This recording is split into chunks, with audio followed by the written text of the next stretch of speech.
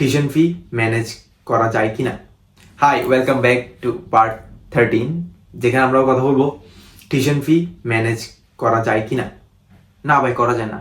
আমরা এখানে বেলজিয়াম বসে আছি আজকে 2 বছর।